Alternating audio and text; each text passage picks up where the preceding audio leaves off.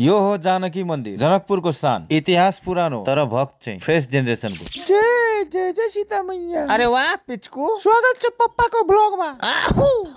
Let's go Janakpur. साथीहरु सब बढिया, स्वागत छ फेरि अर्को ब्लगमा। जय श्री राम। मेरो दुईटै छोरी रेडी, जानलाई सीता माताको घर जनकपुर, श्री रामजीको ससुराली। पप्पा बाटोमा किन्दिनु चिगम छिटबाक डमडम। म चलाउने गाडी ठुलो भएर चलाउनु, अहिले बस्दै गर, मजा आइहाल्यो। अच्छा, यहाँ मेरो छोरी डिक्कीमा ब्याग राख्दैछ। ब्याग डिक्कीमा राखेर सबैजना गाडीमा बसिसक्यो। ल निस्क्यौ अब। पिचकी उता बसे ल, ब्रेक थिच्नलाई तिम्रो हाइट पुग्दैन। ठिक छ, जान्छु अर्को सिटमा, तर मुड अफ भयो।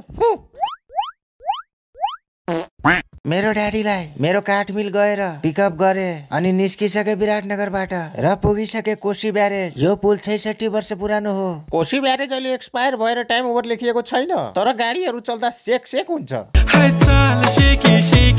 सिरियस यो ब्यारेजलाई पुनर्निर्माण गर्नुपर्छ, नभए कुनै मनसुन सिजनमा लाइट क्यामेरा डिजास्टर भइहाल्छ। बाटोमा एकछिन ब्रेक लिनु पर्यो, स्प्रे पनि हान्नु छ। हाइवे साइडमा मेरो मामाको रिसोर्ट छ, एकछिन विश्राम गर्दिम। मामाको भएपछि प्रचार त गरिदिनु पर्यो नि। जाऊ पिचकी, अब जानु पर्छ। नजाने म यही बसेर झुला झुल्ने, त्यहाँबाट हल्लाइदिनु त हजुरबा। मजा आयो। यसरी त भोलि पुगिन्छ। जाउँ अब।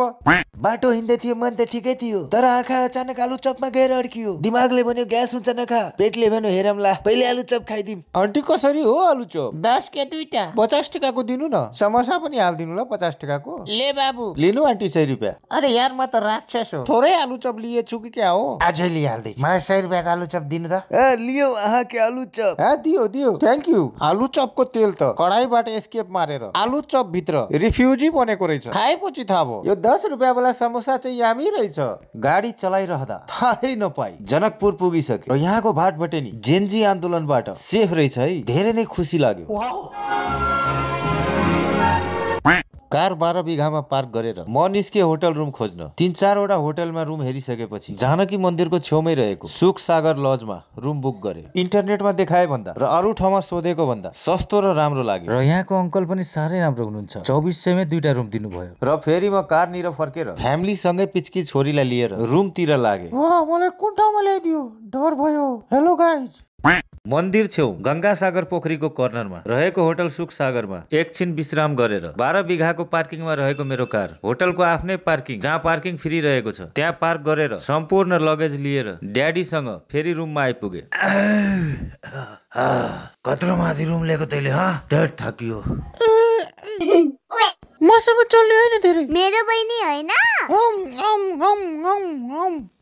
भात खाने अनि सुत्ने होइन हजुरबुवा? हो त। साँझ 7 बजे आरती हुने भएकोले म आइपुगे जानकी मन्दिर। फोकस लाइटहरू नबालिए पनि झिलिमिलीले चम्किरहेको छ। 1911 मा बनेको यो मन्दिर प्योर मिथिला आर्किटेक्चर, हेरिरहँ जस्तो लाग्ने।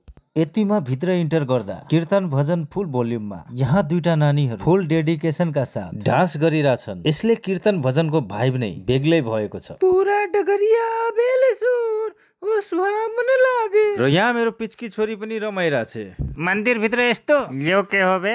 मन्दिर समिति, यसमा ध्यान दिनु होला। आरती लिइसकेपछि दर्शन गरेर बाहिर निस्क्यो। अपन चप्पल जुत्ता लगाले र लागे विवाह मण्डपतिर। 10 रुपियाँको टिकट काटेर यही ठाउँमा भगवान राम र माता सीताको पवित्र विवाह भएको मानिन्छ। जय जय हो सीता मैया। अरे वाह पिचकी, संस्कार मुझसे बड़े हैं इसके। साथीहरु तपाईहरुलाई यो ब्लग कस्तो लाग्यो कमेन्ट गरेर भन्नु होला। भेट्ने छु यसको अर्को पार्टमा। अब भात खाएर सुत्नु पर्यो। भात खाएर मजा आइहाल्यो।